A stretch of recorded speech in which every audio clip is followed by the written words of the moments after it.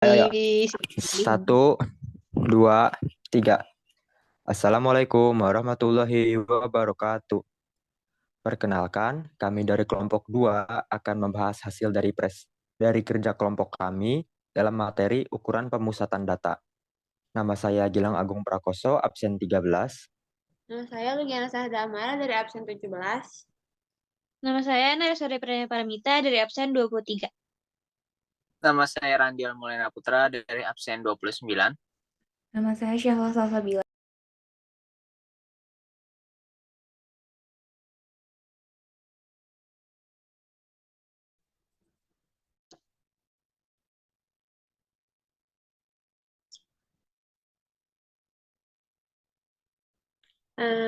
Sebelumnya, Assalamualaikum warahmatullahi wabarakatuh. Perkenalkan, nama saya Lugiana Sahda Amara dari absen 17. Di sini saya akan menjelaskan tentang MEAN. MEAN atau rata-rata adalah salah satu ukuran gejala pusat. MEAN dapat dikatakan sebagai wakil kumpulan data. Menentukan MEAN dapat dilakukan dengan cara menjumlahkan seluruh nilai data, kemudian membaginya dengan banyaknya data. Jadi jumlah seluruh data itu banyak data atau dapat dirumuskan dengan min sama dengan sigma X per N. Min itu dengan lambang X garis atas, N itu banyaknya data, dan sigma X itu jumlah seluruh data. Terus ada contoh soal MEAN. Yang pertama itu, contohnya itu hitung rata-rata atau MEAN dari data berikut. Di situ ada 6, 5, 9, 7, 8, 8, 7, 6. Di sini saya lebih enak disusun dulu dari yang terkecil. Jadi 5 ditambah 6, tambah 6, tambah 7, tambah 7, tambah 8, tambah 8, dan tambah 9, dan hasilnya itu dibagi 8. Hasil dari 5 tambah 6, tambah 6, tambah 7, tambah 7, tambah 8, tambah 8, tambah 9, itu 56. Dibagi 8 sama dengan 7. Maka maka rata-rata dari hitungan angka-angka di atas itu adalah 7. Terus yang kedua, contoh soal yang kedua itu ada bahasan mendata tinggi badan siswa kelas 5 SD Negeri Jaya. Hasil yang didapat itu termuat dalam tabel yang ada di sini. Di sini tuh ada tinggi badan siswa. Yang pertama ada 160 cm, 156 cm sampai 160 cm dengan titik tengah 158 cm, frekuensinya 6, dan titik tengah dikali frekuensinya itu 948. Terus yang kedua ada 161 cm sampai 165 cm. Titik tengahnya itu 163, frekuensinya 10, terus titik tengah dikali frekuensinya itu berarti 1630. Terus yang ketiga ada 166 cm sama dengan 170 cm, titik tengahnya 168 cm, frekuensinya 8, dan hasil dari titik tengah dikali frekuensinya itu 1344. Dan yang terakhir itu ada 171 cm sampai 175 cm, titik tengahnya 173 cm, frekuensinya 4, hasil dari titik tengah dikali frekuensinya itu 692 cm. Dan langkah cara penyelesaiannya itu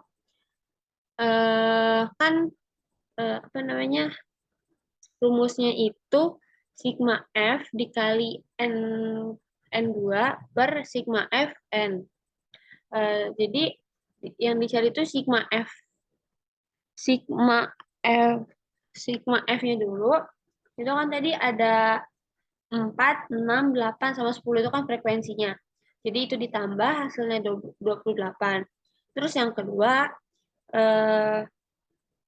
menambahkan semua data dalam kolom frekuensi dan titik tengah yang termuat dalam tabel itu kan. Jadi 692 ditambah 948 ditambah 1344 ditambah 1630, hasilnya itu 4614.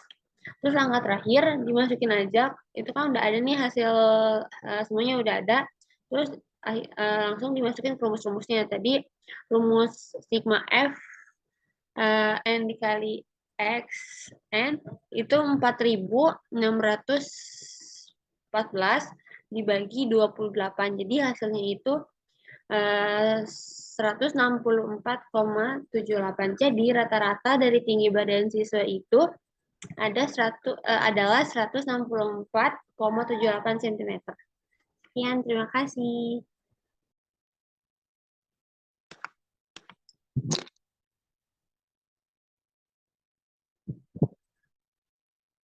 Assalamualaikum warahmatullahi wabarakatuh. Perkenalkan, nama saya Gilang Agung Prakoso dari kelompok 2.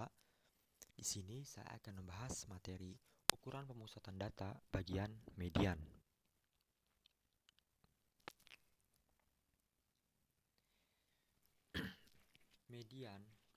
Median atau nilai tengah adalah pemusatan data yang membagi suatu data menjadi setengah atau 50% dari terkecil dan terbesarnya. Median adalah bilangan sentral dari suatu kumpulan dalam ukuran pemusatan data, di mana atur titik data dari yang terkecil hingga terbesar dan temukan nomor pusatnya, maka itulah mediannya. Akan tetapi, jika ada dua angka di tengah, median adalah rata-rata dari dua angka tersebut. Hal itu biasanya terjadi jika mediannya adalah median yang jumlah datanya genap. Nah, median ini terbagi menjadi dua, yaitu median data tunggal dan juga median data kelompok atau interval. Median data tunggal juga kembali dibagi menjadi dua, yaitu median data tunggal ganjil dan juga median data tunggal genap.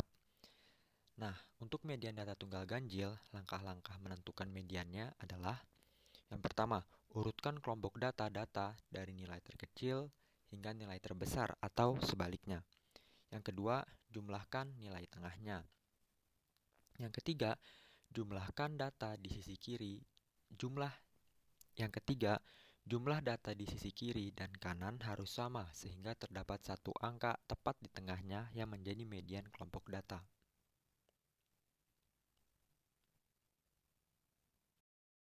Rumus mencari median untuk data tunggal ganjil adalah sebagai berikut. ME atau median sama dengan X dalam kurung N tambah 1 dibagi 2. X di sini itu menunjukkan urutan data keberapa dan N merupakan jumlah keseluruhan data. Nah, yang kedua, data tunggal genap. Sementara untuk data berjumlah genap akan ada angka 2 yang di tengah. Jadi supaya kita bisa mendapatkan nilai mediannya, kita mesti pakai rumus yang berbeda dengan penentuan median untuk data tunggal ganjil. Langkah-langkah menentukan median data tunggal genap adalah sebagai berikut. Urutkan kelompok data dari nilai terkecil hingga terbesar atau sebaliknya. Selanjutnya, tentukan nilai tengahnya. Selanjutnya, jumlah data sisi kiri dan kanan harus sama. Sisakan dua angka di tengah, lalu cari rata-ratanya. Berikut rumus median data genap. ME sama dengan XN per 2 ditambah X dalam kurung N per 2 ditambah 1 dibagi 2. X di sini itu menunjukkan data keberapa. Jadi X N per 2 itu untuk menunjukkan data yang tepat berada di tengah-tengah data. Dan X dalam kurung N tambah 2 di N dibagi 2 ditambah 1 itu menunjukkan data yang ada persis setelah data yang ada di tengah jumlah keseluruhan data.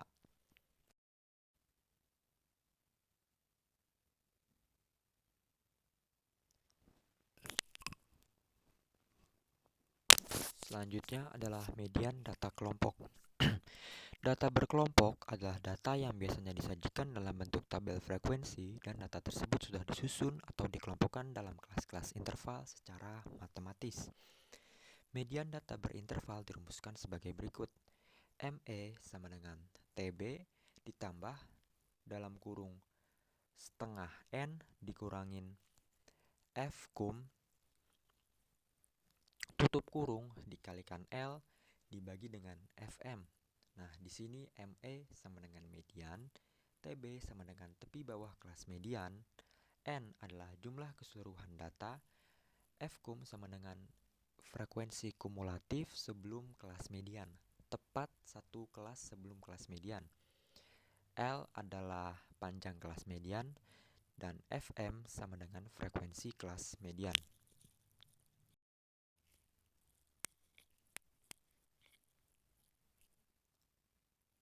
Selanjutnya adalah contoh soal median. Hitung median dari data berikut. 9,1,3,7,5. Pembahasannya adalah urutkan data dari yang terkecil sampai terbesar. Di sini itu kalau diurutkan 1, 3, 5, 7, 9. Bisa dilihat data yang pertama adalah 1, data yang kedua adalah 3, data yang ketiga adalah 5, data yang keempat adalah 7, dan data yang kelima adalah 9. Langkah kedua, hitung banyaknya data atau N. Di sini itu bisa dilihat ada 1, 3, 5, 7, 9. Jadi total jumlah datanya ada 5. Langkah yang ketiga, masukkan dalam rumus. Nah, di sini itu datanya ada 5. Jadi ini termasuk median data tunggal ganjil. Maka rumusnya sama dengan M sama dengan X dalam kurung N tambah 1 dibagi 2. N-nya dimasukkan ada 5, jadi X dalam kurung 5 ditambah 1 dibagi 2. Jadi X dalam kurung 6 dibagi 2. Jadi X 6 bagi 2 itu 3 sama dengan X3. Jadi data yang ketiga adalah 5. Bisa dilihat di sini. Data ketiga adalah 5, maka mediannya adalah 5. Selanjutnya, kita akan membahas tentang modus. Modus dibagi menjadi 2, yaitu modus data tunggal dan modus data kelompok. Data tunggal adalah suatu data mentah yang masih acak. Pada umumnya, data ini sudah bisa langsung digunakan jika hanya menunjukkan jumlah data maksimal 30 buah. Data tunggal ini dalam tingkat lanjutan akan diolah dalam bentuk tabel dan dalam bentuk diagram statistika agar memudahkan membacanya. Modus dari data tunggal bisa dilihat dengan meneliti nilai manakah yang paling sering muncul. Contoh soal. Tentukan nilai modus dari data nilai matematika dari siswa kelas 12. Untuk data yang lebih dari 10 akan lebih mudah untuk diurutkan terlebih dahulu. Dengan demikian, Anda akan bisa menentukan nilai median sekaligus nilai modusnya. Walaupun seperti itu, Anda hanya perlu menghitung modus dahulu kali ini. Data-data tersebut diurutkan menjadi 6 dengan frekuensi 4, 7 dengan frekuensi 7, 8 dengan frekuensinya 8, 9 dengan frekuensinya 8, dan 10 dengan frekuensinya 10. Dari data yang telah diurutkan, kita bisa lihat bahwa nilai yang sering muncul adalah angka 9. Artinya, berdasarkan dari nilai yang ada, bahwa siswa kelas 12 dengan nilai 9 lah yang paling banyak ditemukan. Modus data kelompok. Dalam modus data kelompok, di sini masih mudah untuk Anda ketahui. Data kelompok masih dalam data kelompok yang sederhana. Rumus modus data kelompok. MO sama dengan TB plus D1 per D1 plus D2 dikali K. Keterangan. MO yaitu modus data kelompok. TB yaitu tepi bawah kelas modus. D1 yaitu frekuensi kelas modus dikurangi dengan frekuensi kelas yang sebelumnya. Dan D2 yaitu frekuensi kelas modus dikurangi dengan frekuensi yang kelas sesudahnya. Contoh soal. Gambarlah data kelompok di bawah ini dalam bentuk tabel dan tentukan juga nilai modusnya. Nah, di sini udah ada nilai-nilainya. Sekarang kita mesti urutkan dari yang terkecil sampai yang terbesar. Kemudian kita masukkan data tersebut ke dalam bentuk tabel dengan cara memperhitungkan frekuensi banyaknya siswa yang memperoleh nilai tertentu. Nah, di sini udah ada tabelnya. Nilai ulangan matematika dengan nilai 6, jumlah frekuensinya 4. Dengan nilai 7, jumlah frekuensinya 7. dengan nilai 8 jumlah frekuensinya 7, dengan nilai 9 jumlah frekuensinya 8, dan dengan nilai 10 jumlah frekuensinya 4. Jumlah total keseluruhannya yaitu 30. Maka modus dalam data kelompok di tabel ini yaitu 9, karena 9 memperoleh jumlah frekuensi dengan nilai terbesar yaitu 8.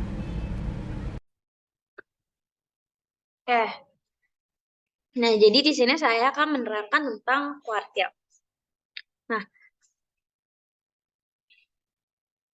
Nah, kuartil itu apa sih? Kuartil itu adalah nilai-nilai yang membagi serangkaian data atau suatu distribusi frekuensi menjadi 4 bagian yang sama. Jika ada 3.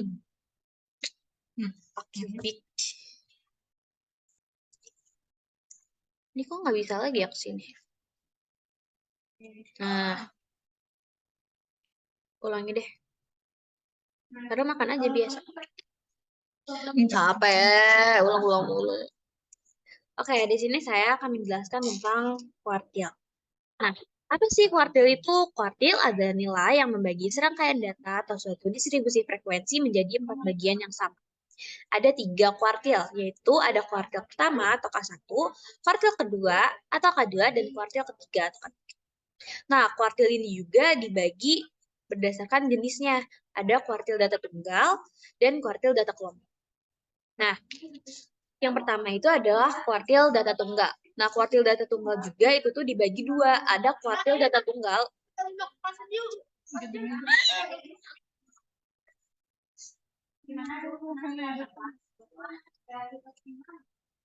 Oke, ayo kita ulang.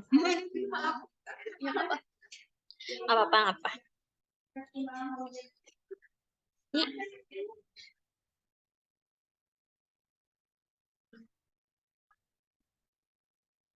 Exit way K. Ini kayaknya kayak panjang banget di bakal videonya, bermenit-menit. Oke.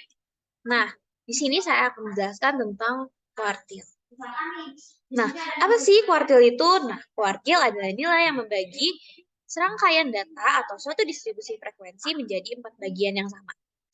Ada 3 kuartil, yaitu kuartil pertama atau K1, kuartil kedua atau K2, dan kuartil ketiga atau K3. Nah, kuartil juga dibagi menjadi 2 lagi, yaitu ada kuartil data tunggal dan juga ada kuartil data kelompok. Nah, di kuartil data tunggal juga, ini tuh dibagi 2 lagi, yaitu ada kuartil data tunggal untuk data ganjil dan ada kuartil data tunggal untuk data genap. Nah, A adalah kuartil data tunggal jika data ganjil. Kuartil untuk N+1 habis dibagi 4. Nah, untuk rumus Q1 atau kuartil satunya adalah X dalam kurung N+1 per 4. Untuk kuartil 2, Q2 sama dengan X dalam kurung 2 dalam kurung N+1 per 4. Nah, untuk kuartil 3 adalah X dalam kurung 3 dalam kurung N+1 per 4. Nah, lalu yang B ada kuartil data tunggal jika data ganjil. Kuartil untuk N1, N+1 tidak habis dibagi 4. Nah, untuk kuartil satunya adalah X dalam kurung N-1 per 4 tutup kurung plus X dalam kurung N+3 per 4 tutup kurung per 2. Untuk kuartil 2-nya ada X dalam kurung 2 dalam kurung lagi N+1 per 4 tutup kurung. Lalu untuk kuartil 3-nya ada X dalam kurung 3N+1 per 4 tutup kurung plus X dalam kurung 3N plus 5 per 4 tutup kurung per 2. Lalu yang C ada kuartil data tunggal, data genap jika data habis dibagi 4. Nah, untuk Q1-nya adalah X dalam kurung N-1 per 4 tutup kurung plus X dalam kurung N+3 per 4. Nah, untuk Q2-nya itu ada X dalam kurung 2 dalam kurung N+1 per 4. Untuk Q3-nya ada X dalam kurung 3N+1 per 4 tutup kurung plus X dalam kurung 3N plus 5 per 4 dan tutup kurung per 2. Nah, lalu yang terakhir ada kuartil data tunggal, data genap jika data tidak habis dibagi 4. Nah, untuk Q1-nya ada X dalam kurung N plus 2 per 4 ada Q2-nya yaitu X dalam kurung N per 2 tutup kurung plus X dalam kurung N per 2 plus 1 tutup kurung per 2. Lalu ada Q3 yaitu ada X dalam kurung 3N plus 2 per 4 tutup. Nah, lalu di sini juga ada kuartil data kelompok. Nah, ini adalah rumus kuartil data kelompok, yaitu QI sama dengan TB plus dalam kurung I per 4 N min FK per FI tutup kurung dikali P. Untuk keterangannya, I sama dengan 1 untuk kuartil bawah, ada juga I-nya itu 2 untuk kuartil tengah, terus ada juga I-nya itu bisa 3 untuk kuartil atas. Nah, TB adalah tepi bawah kelas kuartil. N adalah jumlah seluruh frekuensi, FK adalah jumlah frekuensi sebelum kelas kuartil. Sedangkan FI adalah frekuensi kelas kuartil. Nah, di sini ada contoh soal kuartil. Nah, di sini itu contoh soalnya itu data tunggal ya, bukan data kelompok. Nah, kuartil bawah dan kuartil atas dari data 10, 13, 12, 11, 14, 15, 17, 16, 12, 14, 12, 11, dan 17 adalah. Nah, jadi caranya itu yang pertama itu urutkan dulu nih dari yang terkecil ke yang terbesar. Nah, kalau udah diurutin nanti kita tinggal nentuin si kuartil 1, 2, 3-nya. Nah, yang pertama itu kita harus nentuin dulu kuartil 2. Nah, kuartil 2-nya tuh ini, yaitu si 13. Nah, untuk kuartil 1-nya itu ada 11 dan 12, dan untuk kuartil 3-nya ada 15 dan 16. Nah, jadi kita bisa peroleh di sini ya. Untuk Q2 atau kuartil 2-nya itu 13, untuk kuartil 1 sama dengan 11 ditambah 12 per 2 hasilnya 11,5. Dan untuk kuartil 3-nya sama dengan 15 ditambah 16 per 2 sama dengan 15,5. Nah, sekian dari saya. Terima kasih. Oh, udah ya.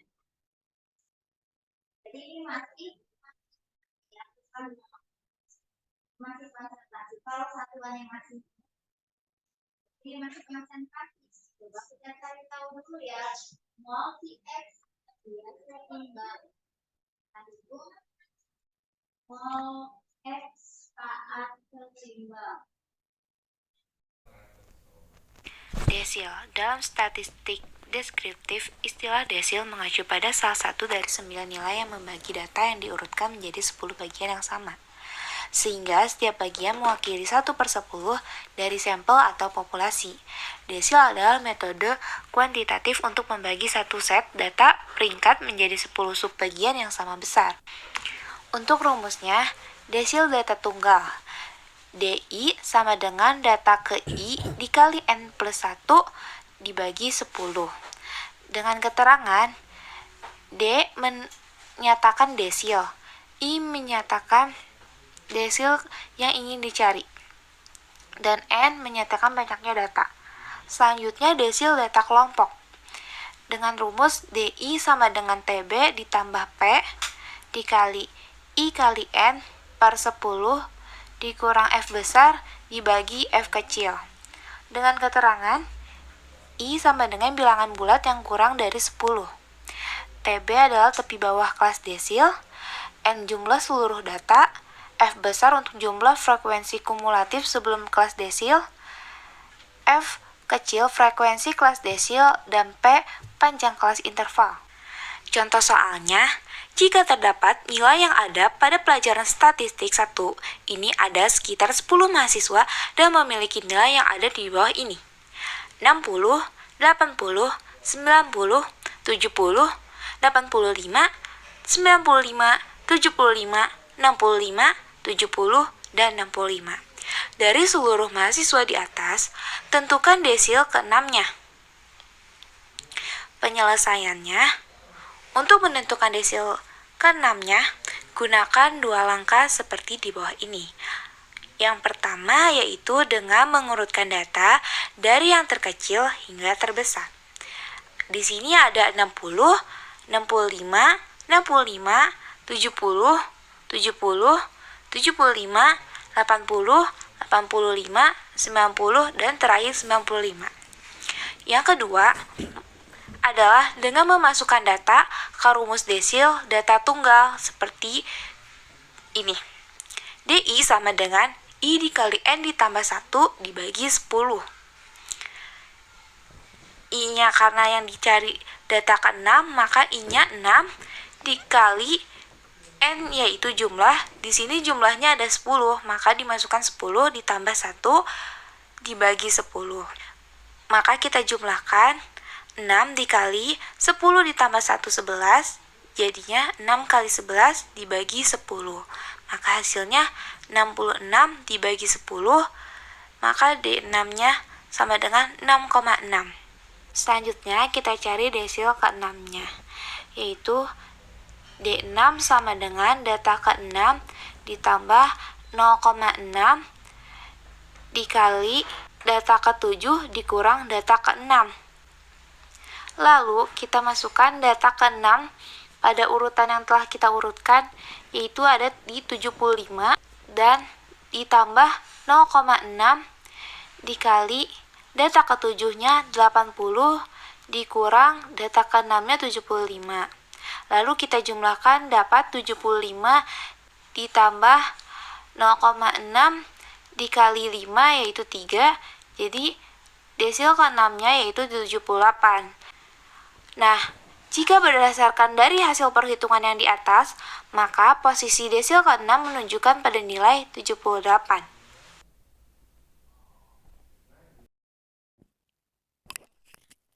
Assalamualaikum warahmatullahi wabarakatuh. Perkenalkan, nama saya Gilang Agung Prakoso. Di sini saya akan membahas materi pemusatan data bagian persentil.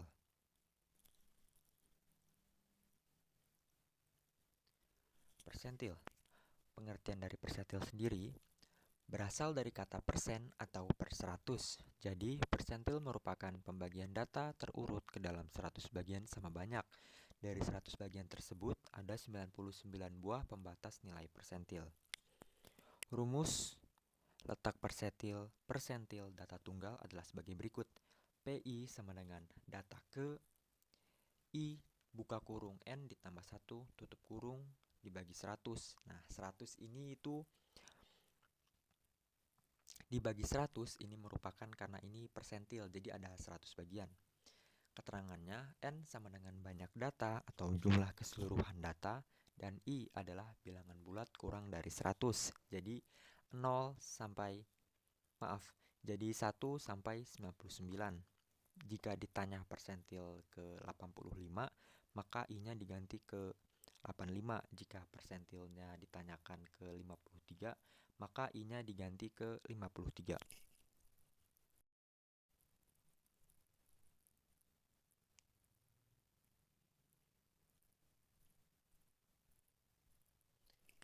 Selanjutnya adalah persentil data kelompok. Rumusnya adalah PI sama dengan TB ditambah dalam kurung I dibagi 100 dikali N dikurangin FK dibagi FI tutup kurung dikalikan P. Nah, untuk keterangannya, N adalah jumlah seluruh frekuensi atau bisa dibilang jumlah keseluruhan data. TB adalah tepi bawah kelas persentil. I adalah bilangan bulat yang kurang dari 100, yaitu bisa 1 sampai 99. P adalah panjang kelas interval. FI adalah frekuensi kelas persentil, dan FK adalah jumlah frekuensi sebelum kelas persentil. Nah, untuk yang FK ini, misalkan kita ditanya persentil ke 85, maka untuk mencari FK-nya, kita bisa jumlahkan jumlah frekuensi dari kelas 1 sampai 84. Jika ditanya persentil 89, kita jumlahkan frekuensi dari 1 sampai 88.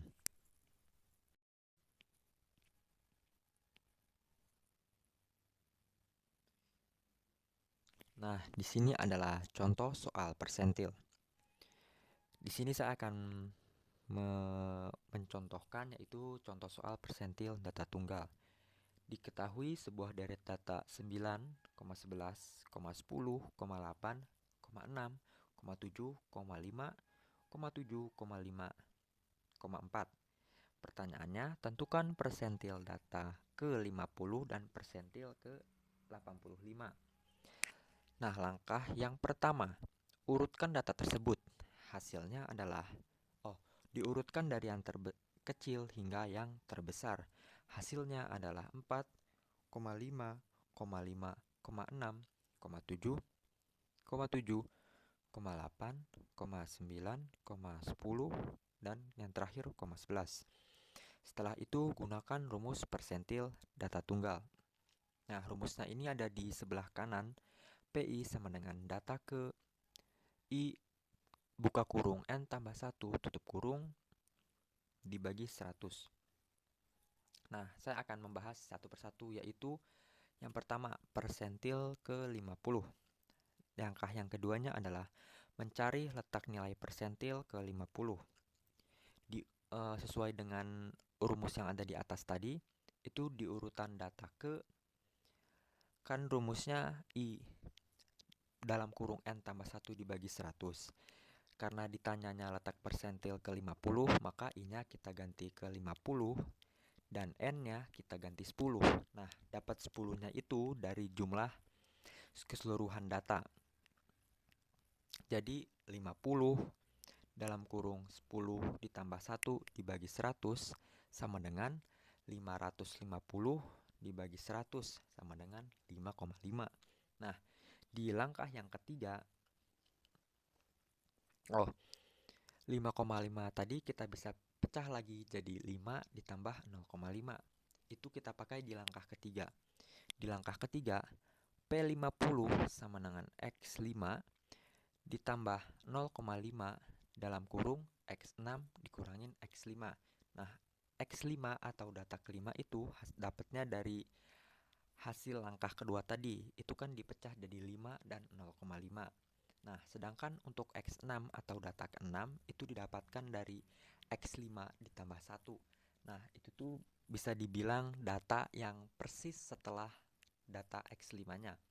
Nah, jika kita hitung data kelima yaitu 7 ditambah 0,5, sedangkan data ke-6 itu 7 juga. Jadi 0,5 dikalikan dalam kurung 7,7 itu 0. Jadi 0,5 dikali 0 itu tetap 0. Jadi kita abaikan saja. Jadi hasilnya adalah 7. Persentil ke-50 dari data di atas adalah 7. Nah, selanjutnya saya akan menjelaskan untuk pertanyaan persentil ke-85. Ini caranya sama persis dengan yang persentil 50, tapi I-nya atau datanya diganti 85. Nah, langkah yang keduanya, mencari letak nilai persentil ke-85. Sama dengan di urutan data ke I-nya itu 85, jadi 85 dalam kurung 10 ditambah 1 dibagi 100. Menjadi 935 dibagi 100 sama dengan 9,35. Nah, untuk langkah ketiganya, P85, 9,35 tadi kita bisa pecah lagi menjadi 9 ditambah 0,35. Jadi P85 sama dengan X9 ditambah 0,35 dalam kurung X10 dikurangin X9. Nah, X9 atau data ke-9-nya adalah 10. Sedangkan X10 atau data ke-10-nya adalah 11. Jadi 10 ditambah 0,35 dikalikan 11 kurang 10 atau 1. Jadi 10 ditambah 0,35 sama dengan 10,35. Jadi persentil ke-85 adalah 10,35. 3. Sekian dari kelompok kami. Mohon maaf bila ada kata yang kurang berkenan. Beli bakwan dengan aura kasih. Sekian dan terima kasih. Wassalamualaikum Wassalamualaikum warahmatullahi warahmatullahi wabarakatuh.